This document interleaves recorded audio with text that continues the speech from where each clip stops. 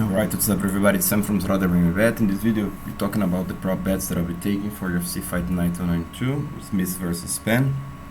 Guys, in this video I'll be doing relatively short, just to give you guys the prop bets and just do some quick comments on some fights that I haven't broken down because they changed. Alright, if you're looking for the breakdown of the entire card, how I'm picking and betting this, take a look on the description of this video. I have the link over there. Alright, so I'll just talk about these props.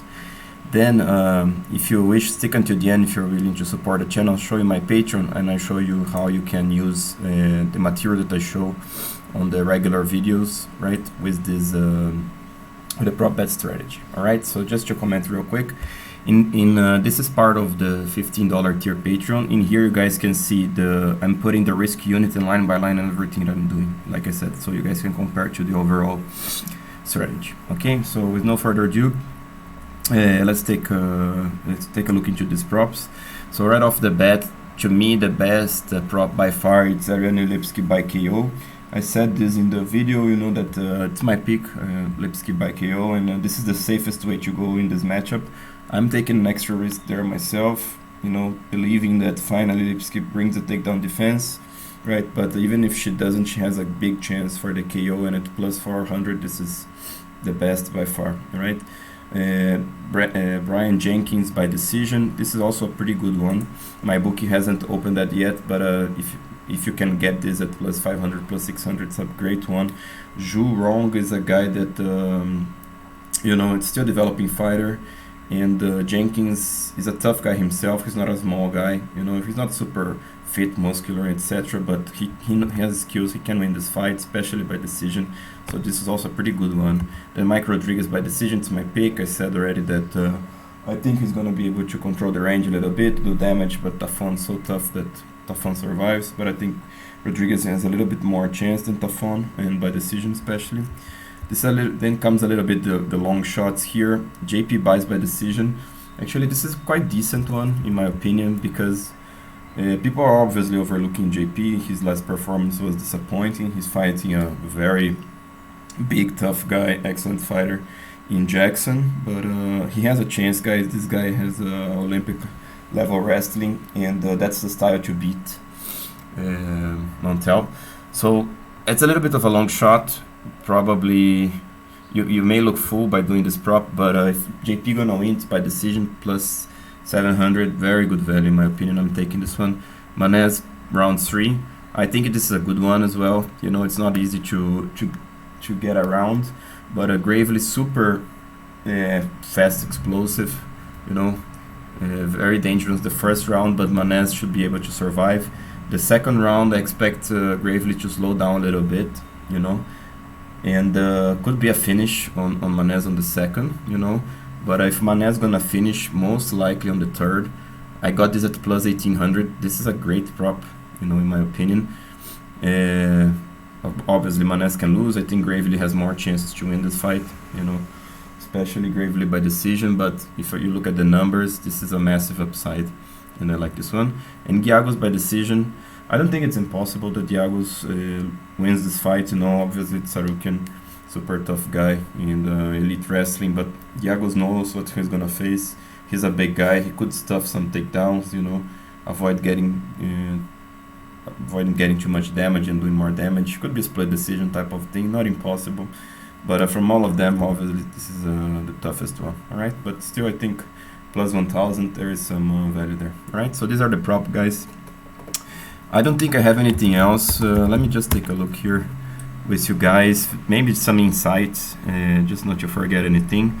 So yeah, on the first one I'm picking with Whitmire. I told you guys, GOldy looked way bigger in the weighting, so if you're betting Hannah, I think by decision, you know, but it's quite tricky this one to bet. I like Whitmire. I'm not betting her more by decision, but my pick is Whitmire by decision. Gustavo Lopez, I was tempted to betting him by decision, but it's a little, could be chaotic, could be a finish on either side, not likely. So it's a very little extra profit to get Gustavo Lopez by decision or Gustavo Lopez straight, so I decided to pass. Kasanganay and Harris, I'm picking Harris, but another complicated one to bet, anything could happen. You know, Kasanganay by decision, not bad idea, but I don't know. I think they could finish each other. Blank field and all par by decision is actually a good idea. Don't know why I didn't put there. All par by decision, I think you can get it like plus 500. I think it's a pretty decent line. You know, you could get that, like put dot 2, 0.2, something like this, you know. So it's not a bad idea. But Aaron Blankfield could dominate this, so it could be a pass as well. I know it's quite complicated. JP Baez spoke already. Jenkins spoke already. Raquel Pennington, I'm picking and betting her. I have already quite a lot of bets on Pennington, that's why I'm not putting more. But Pennington by decision, I like it. Rodriguez by decision, spoke about. Arroyo, I'm betting Arroyo. Arroyo could win basically any time, so I'm betting just straight on him. But Arroyo by KO, I think it's plus 400, is not a bad idea. Buckley by decision, also not bad idea, you know, because Arroyo is a tough guy. You know, Buckley can push forward but not be able to finish and win a decision. So Buckley by decision, not a bad idea if you like Buckley. Gravely Amanez spoke about. Giagos and Sarukian, Lipski and Mendibom. Kutelaba versus Devin Clark could be chaotic. I think this goes decision, but could be a chaos here. They can finish each other. I don't see value anywhere in props. And Smith versus Spann. Anthony Smith's an alive bet would be a good idea. If he survives the first two, he should come on top anywhere from the third, right? I was taking a look on the props from the third round.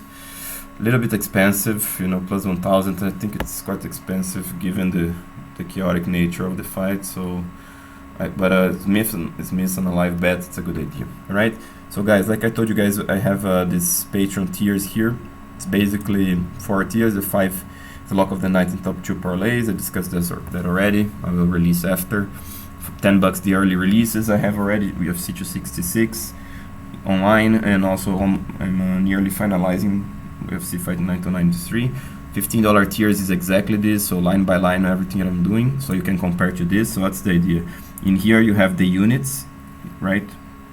So you could compare. For instance, I'm betting 3 units on Ariane Lipski and half unit more on Lipski by KO, right? Or if you can compare Lipski with others, for example, I have Pennington also 3 units, or with Meyer 2 units, so you can compare and make your own proportion based on this, all right?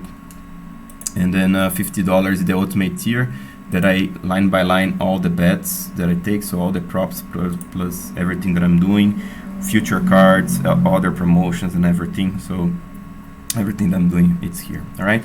So guys, I hope you appreciate it. If you did, please like, subscribe, share it to your friends, and I'll talk to you next time. This is Sam from Bet, bringing the best, most consistent and transparent betting strategy for you.